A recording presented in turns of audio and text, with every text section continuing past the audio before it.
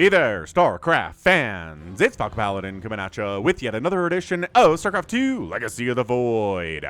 Today it's going to be Serral versus Clem on Cosmic Sapphire. Bottom right going to be Clem, top left going to be Serral. Two excellent players at the top of their games right now. It's going to be a ZVT, a long ZVT, a macro ZVT. And should I stop saying Legacy of the Void in my intro? It came out 8 years ago, almost 8 years ago. And basically StarCraft 2 is Legacy of the Void at this point. So, I don't know. It would take me a while to get used to saying just StarCraft 2 and StarCraft 2, not StarCraft 2 Legacy of the Void, but let me know in the comments, alright? Alright, so 16, 18, 17 timing here from Serral. 1 gate expansion. Oh, 1 Rax expansion timing with a Reaper from Clem. Woof! Clem is a monster. Serral is a world champion. Clem, if he beats Serral, is a world champion by proxy. Nah. You do have to win the world championship to be a world champion, not just defeat previous world champions. Can you imagine if that was the case? That would be super fun. So Clem beats Serral. He's the world champion. Zaun beats Clem. He's the world champion. Raynor beats Zaun. He's the world champion. Just the world championship. Just all over the place. Just bouncing all over. I don't know. Maybe we should do that to mix it up. Katowice is coming. Terror the Overlord. Scouting for proxies. Get your Terror the Overlord shirt at falconpaladin.store. There's a link up here. You can get Terror the Overlord with Terror the Overlord words on it. Or, if you want no words, there's a shirt for that too. There's also a shirt for Falcon Paladin's Bronze League Scouters. Scouting Camp? I don't know. So check it out.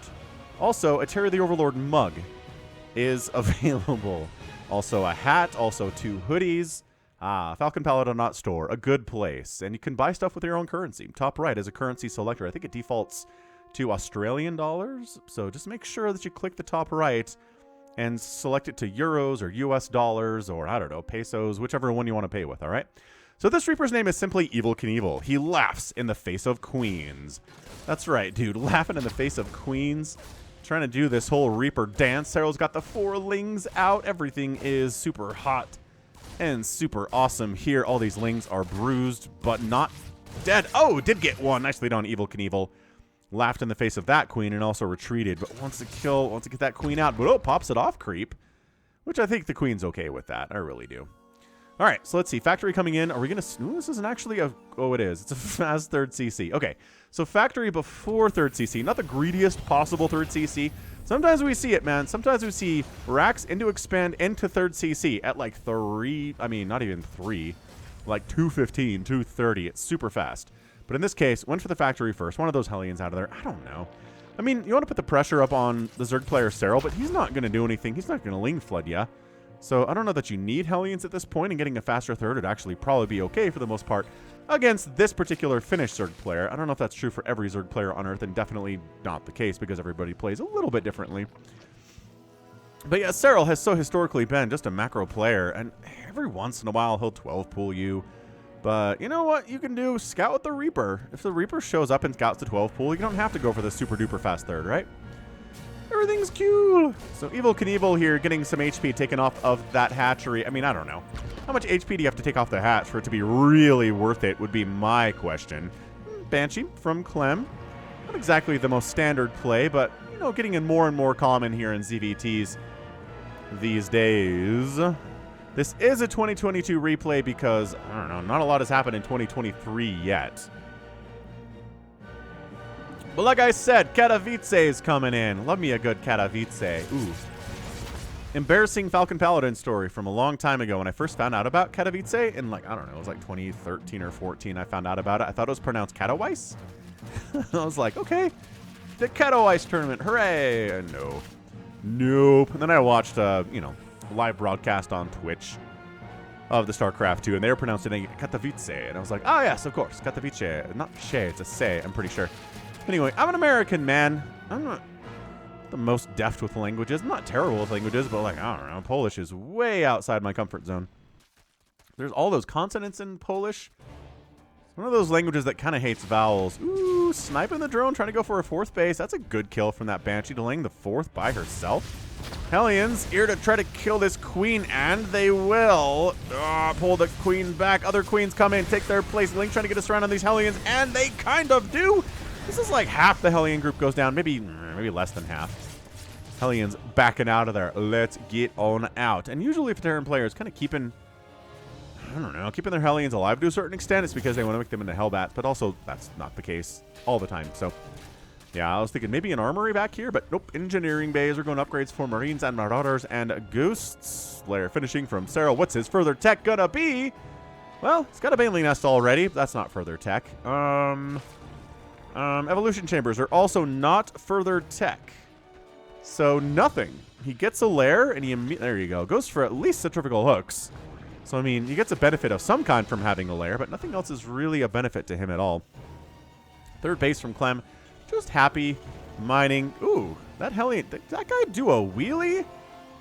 Is that an animation you can get when they're idling? Is a wheelie? Double Cloak Banshee at the 4th base. Takes a while to kill it, but they will kill it if they don't get stopped. And there is an Overseer, so that's a benefit of having a lair here, is having an Overseer. Overseer doesn't have speed yet, but, you know, Banshees aren't super fast unless they have the Hyperflight Rotor upgrades, which are not here yet. Anyway, just, yeah, Clem going for all of the Marines and the Marauders and the Medivacs today and the Widow Mines. Traditional compositions for traditional games. Serral doesn't seem to be doing anything crazy here either. A macro hatch. See, look, if Serral gets macro hatches, you should get them too. That's how I feel about it. Dude, our guy Evil Knievel is still alive. Killing it. He's got 2 kills. He killed that 1 Ling, and he, I don't know, probably took down a creep tumor or something. Probably didn't kill any queens, and I don't know, maybe a, well, what else is there to kill besides Lings and queens, right? Creep tumor, maybe. That does count. But yeah, so far, it seems like our guy Serral is just trying to do this thing with Lings, mains, and queens. Which is totally fine. It is. Oops. Spore detection range. There we go. Oh, Overseer comes in too. Queen sniped. Not bad. 1 kill on that Banshee. 7 kills on this Banshee is really not too shabby. Clem pushing front a little bit. Sees a million queens and lings and the banelings with speed. And he's like, ah. So no, we don't want to go in there quite yet. Let's shark around. Maybe you can get rid of this 5th base here at the 11 o'clock position from Serral. But no, once again, the positioning by Serral too friggin' good. Hydralisk Den, there it is. There's that further tech from Serral. Going to be Hydro Lurkers, Banes, maybe Hydro Ling Bane for a while. Maybe not Lurkers for a hot minute. Look at this great wall of supply depots covering Ling attacks from this direction, but not from this direction. Oh, and they're Banelings too. Okay, so Clem push in front, Serral defending, but also trying to consider going for a Baneling bust over there at that 3rd base. And that's why this is here. It's more for Banelings than for Lings, because Lings can just run by. Oh, but look, it screwed up his pathing on his Vespine gas. Oh, no. This actually is going to help. Sure. Ugh, 10 SCVs went down, but now you have, well, not right now because your refinery died. Your refinery died. It is Hellbats, though. Okay, nice. So we did turn them into Hellbats eventually. Queens fighting against Hellbats are pretty good here. We need some Banelings for these Marines, though. More Banelings are coming in all the time. There's a group that comes up on that right side. Gets that surround, and nicely and well defended there by Serral. So, yeah, I mean, it would have fixed the pathing for that geyser, but then the refinery got killed, too. So, never mind. Serral did not do a favor to Clem as originally anticipated he would. But also killed 10 SCVs. Clem was not ready for that whatsoever. He's really focused on this up here, which I can understand being focused on this up here, but as a pro, and even as a lower league player, you really got to keep an eye out on what's going on back home, and this is more Lings rolling in. Ooh, gets that wall up like just gosh darn in the nick of time there. Yeah, Queen Ling Bane, Hydra. Hydra's really adding a lot of DPS to this little defensive army here. Yeah, a couple Marines show up. Widowmine burrows in, and the 3rd base is safe for now. 4th base is done from Clem at about the 6 o'clock position. Banshee's trying to get more kills along this left side, but not accomplishing a whole lot down there. I guess 5 drones have died, but Serral can absorb 12 drone kills in the first 9 minutes. He's not worried about it. Not even a little. Serral's like, well, first you don't succeed, try again. I like how he keeps 1 Ling up in case there's a Widowmine he needs to trigger, which is exactly right. There is a Widowmine he needs to trigger. I don't know if he saw that or if he's anticipating it. Oh, actually, he's not sending the Ling up first. He's just going to, ow. All right. So that sucked. Oh, the planetary finishes, but 3 SCVs go down first. Oh my gosh, they went back in. No! Clem, he was running. Clem was running. And then he thought it was safe, and it wasn't. Clem's in trouble here. Just throwing that out. Dude, SCV death count is 25. I guess 17 drones have died so far. It's not too bad. Clem's kind of giving almost as good as he's getting here. This feels like an overseer who's going to throw up a Nidus at some point. He's just kind of being allowed to chill. Could Clem see this? You can absolutely see that. Okay. Widowmine hit. Lings getting in there with that surround. 1-1 Lings. Baneling support making all of the difference here against these guys with 1-1 themselves. Actually, +2 infantry armor coming. It's an upgrade advantage here for Clem. He's at 2-2. And Serral's at +2 attack and +1 armor, and he's going to be there for a while. So not a major one, not like game-changing, but it'll be nice for the next few engagements for Serral not to have that extra armor against these marine attacks especially. Hive timing here is about 10 minutes from Serral. +3 attack getting started from Clem, rather, on his infantry upgrades. Got a Menk statue down here, whatever that's all about. This planet, I guess, is a Minsk fan. Once again, this wall is fantastic. Because Banelings, you have to use Banelings to get through it, and then there are fewer Banelings to kill the SCVs. Not that it's really saved a lot of the workers in this game. Widow Mines, oh! Man, getting hits, but also getting picked out of the ground here. Are they paying for themselves is the question. Did he get in there again? He sure did. He killed 6 more SCVs while Clem was retreating back to this position anyway, with some of his army. The rest of it's up here at the 12 o'clock position. Banelings dying here to these Widow Mines. I mean, it is not crazy ideal stuff here. Both players taking some hits. Income has been favoring Serral over the last 5 minutes. Before that, it was even, which is not good for the third player. Really needs to be up in economy to really handle a Terran of Clem's caliber. Oh my gosh. Okay, so like a bajillion SCVs have died at this third base, and Clem refuses to really adequately defend it at all. I really don't understand it here, but pursuing off creep, not something Serral wants to do there. He's working on Burrow, working on more Lings. Does he have the adrenal gland upgrade? No. Because why would he get the adrenal glands upgrade? I don't have any answers. Oh, he started adrenal. Good man. The goodest of men, Serral, starting adrenal glands. Wondrous.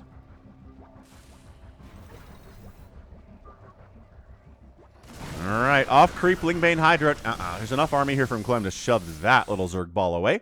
This base, I don't know. Serral likes to set up staging attacks down here, so I don't know. I don't know if you want to expand here, Clem, but it's a logical place to go, so fair enough. Lurker Den on the way from Serral. So he's got all the pieces he needs to win here, right? Lurkers, Adrenalings with upgrades, Banelings, some Hydras, in case there are some Banshees or, you know, well, mostly Medivacs you want to deal with, right? Right.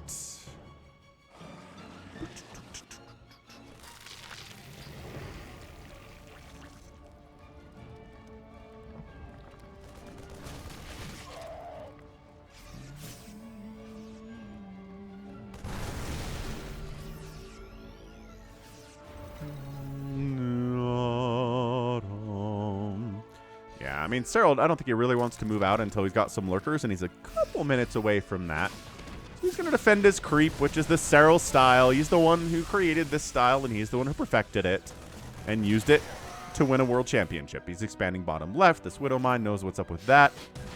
It's got 2 kills to its name. Spore right on the edge of creep will be able to detect that. Lings wrap around. No, pick up first. Banshee here. Just picking up them kills. 14 kills. It's mostly, I guess, Lings and Banelings at this stage. Ghosts on the way from Clem. He is doing ye old ghosty ghost stuff. Smart. I don't know. Okay, these Banelings are just like, I'm not going to kill anything made. I can kill that Marauder, but this Planetary is going to get Baneling bombed. I don't know. Banelings, are they like, okay, do we? Yeah, he's running away from the Planetary, so let's just kill it. There we go. Excellent, excellent micro there. Bottom left base going to die because Clem sniffed it out. He knew it was there because the Widow Mine scouted it earlier. Excellent. We're going for Seismic Spines, +2 missile attack, +3 ground carapace from Serral. +3 ground armor finishing up fairly soon here from Clem, continuing to make those ghosts. It's going to be a ghost versus lurker style attack. And battle. Pretty much the rest of the game here. You're going to start hearing snipes a lot. You're going to hear lurker spines burrowing up through the earth a lot. It's a sound that you've heard a million times before, and you'll probably hear a million times since.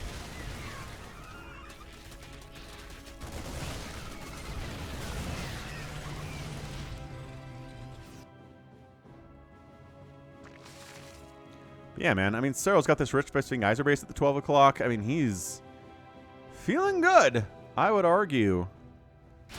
Just he's got a bigger bank than Clem does. His income has been looking very red in the income advantage tab for the last 10 minutes now. He really hasn't taken a terrible trade yet today. And with the introduction of lurkers, it's not going to get any worse. Baneling Bomb connects. These guys are like, ah! And there's a Baneling Bomb. You just got to get out of there. Serral says, Blinding Cloud? Nope, just abducting the tank. Coming down here. Okay, we're going to come down here, y'all. Big time major attack from Serral. Lurker setting up and then decides, no, too much army left over there. Not enough Banelings. Not enough splash damage. Did he just snipe down a Changeling? That was probably by accident. If I had to guess what Clem was doing there, he sniped that Changeling, not intentionally. Bottom left base. So if he's going to have the gold base and the rich fisting geyser base on this map, there's 2 rich fisting geyser bases. Bleh. And the gold base down here. And Serral's going to take all of it. And Clem, I don't know. Clem's out of places to expand. There really are no bases, literally no bases, in the middle section of the map. Everything's right around the edges, which makes Cosmic Sapphire a bit of a weird map that way. But building armor coming in, +2 vehicle weapons, siege tanks. Having extra damage against these lurkers is good. Against these Banelings, too, pretty good. And Zerglings, hitting them from distance with +3 really make Zerglings have a bad time. So here we go. Banelings up, Lings up. Yeah, pulling back to your tank protection. This is good micro. Again, Clem is not in a great position, but I would not say he's in a bad position either. Not even close. Nothing about this tells me it's bad. Yeah. No, you're not going to... There's a burrowed Ling here. Who said you could expand down here? Banelings, I think they might just get out. Yeah, they just get out of here. It's cool. It's fine. They killed 9 SCVs for a total of 53 SCVs dead today, 18 drones, and Serral's just, he's everywhere. He's coming in from different angles at different times. Clem has no idea, no predictability on this at all. The Tank of the Liberator get abducted, and the 6 o'clock base goes down. Planetary. Baneling bombed there too. 67 SCVs have died. It is looking worse and worse for Clem all the time. But he is taking this rich Vespine Geyser base. Serral doesn't have it. I thought Serral would have it. Man, this is just so pretty. I love the purple. I really do. There's some scan over here. Okay, so Clem's like, we could lift this orbital and retake the 6 o'clock. That'd be pretty hot. But also, this is happening. Cancel the planetary, and he does at the very last second. Yeah, Clem, this is a pretty standard TVZ where the Zerg player is allowed to kind of do whatever they want and just swarm over and over and over and over again. And then eventually the Terran player just gets whittled down, right? It's like a big rock on a beach. And it is the waves come and they hit it over and over and over and over again. And eventually it gets worn down. But it takes a long time, and it takes a lot of effort over a long time. And that's exactly what Serral's doing here. He's just picking off a siege tank with these adrenal lings. Ooh, getting a Zergling to die. All right, well. Cloaked ghosts in this mix. Overseers show up, and the pickup is almost instantaneous there from Clem. Nicely done. But on the counterattack, if your army is a lot of ghosts, Ling Bane is not what you want to see here. Another planetary down, and I just do not see a path forward here for Clem. It's looking tough. It's looking tight. Hit that like button if you're enjoying this game. If you're enjoying the cast, I suppose. Clem fans are probably not super happy about it, but he gets his revenge, kind of. Down here in the bottom left, going after the gold base. But then a million Zerglings show up, but it's really not that much of an army here from Clem. He tried to get away with having a smaller army. Didn't really pay off all that well, did it? No. No, it did not.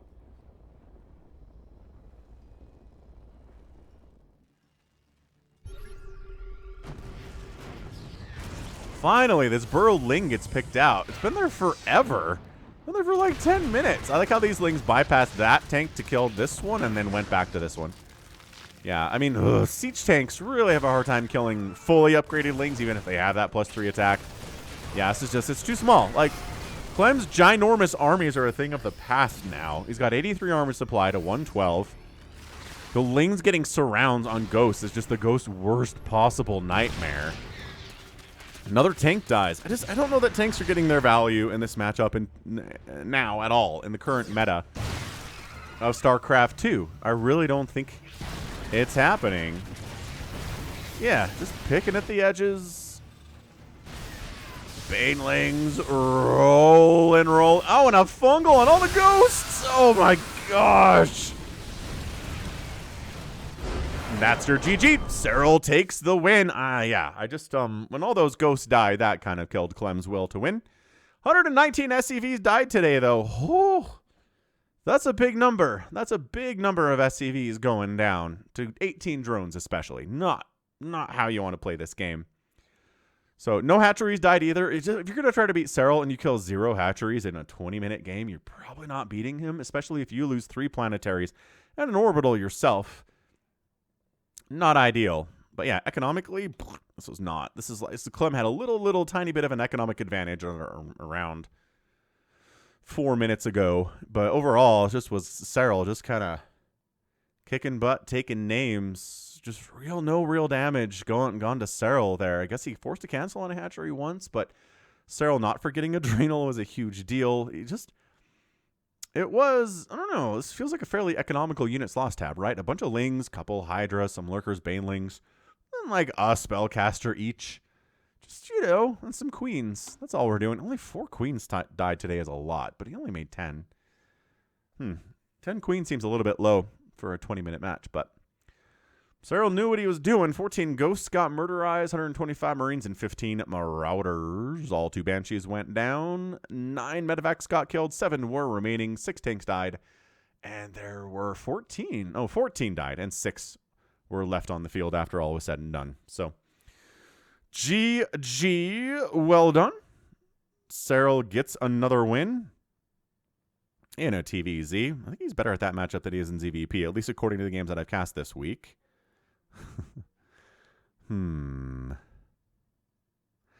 right, and that's going to be it for me today. So this has been Falcon Paladin coming at you with yet another edition of StarCraft 2, A Legacy of the Void. Go ahead, hit that like button, hit that subscribe if you like what you saw and what you heard today. You can also catch me on Twitter, Facebook, Patreon, and Twitch, all at /Falcon Paladin. And until next time, as always, thank you so much for watching, and you take care of yourself.